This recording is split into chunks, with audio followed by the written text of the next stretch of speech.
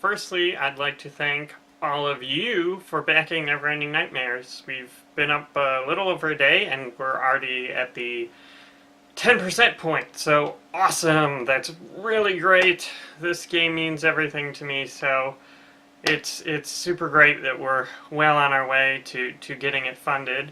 Um, I'd like to talk about something a lot of people have raised, both Kickstarter backers and other friends and game developers I've had play the game, which is basically the level of interaction in Neverending Nightmares. So, firstly, the demo right now is just a prototype, and certainly a lot of it is to prove, our scares and our mood and our environment and lighting, rendering style, art. So, I mean, there's a lot of work has gone into it in terms of defining what the game will be, but I don't feel like it really represents the final product. And so, one of the things, like I was saying, people have said, oh, there's not enough interaction. There's not much to do when you're exploring the mansion. And I totally agree, and this is something that we want to do, but we just didn't have time to put together the demo. Certainly,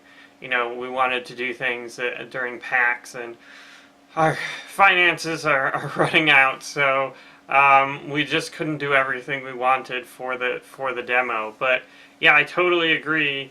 The game needs more interaction, so let me just tell you what I've been thinking, and certainly it incorporates a lot of advice I've gotten from both backers and other game developers. So, one of the things is, well, I love the game Shenmue, and I can talk for hours about Shenmue, but Shenmue is awesome because you can interact with everything. You can open every drawer, you can do everything, but it also was ridiculously expensive, and that's not really the game we can make. So I'd like to stick with the idea of you can only interact with certain objects just because that makes the scope of the game realistic, but definitely we need more objects to interact with.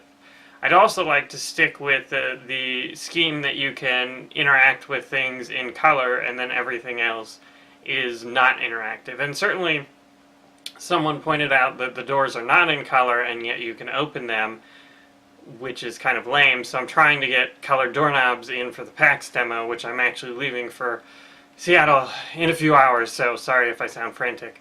But anyway, so I think we should have certain colored objects in the environment, and even if you don't, pick up and examine or something, because certainly that's a lot of animation, I think even just the idea of, seeing a colored object, going up to it, pressing A, and then you get like a first-person view of that object. So you see a painting, it's in color, you walk over, view it, and then, hey, you get to see, the painting bigger, better, cooler looking. And I think we can do that with a lot of objects, and, some of them we maybe can have little animation. Obviously we'll have to limit that, but I totally agree. I think interaction is awesome, and I think it makes it feel less like you're just plodding down a linear path and that you're exploring and interacting with the world. So yeah, definitely that's something we're going to work on in the future. And I just wish we would have gotten more of that type of thing in the demo, but we didn't. Well, we just didn't have time. And another quick point I want to touch on is story. And yeah, people have sort of been looking for story in the demo, and there's not that much. Certainly, there's things that allude to a story, but really, like, without seeing what's in my mind and the bigger picture, I think the story elements aren't really clear to anyone but me. So sorry about that, but I mean, definitely, well, for one thing, I want to keep you surprised about the story, but definitely that's something that we still need to work on as well. So I appreciate your understanding, for taking a look at the demo, and yeah, it's a work in progress, and it's not quite where we need to be, but I think it shows that we have a cool art style and a cool mood, and can, do some scares.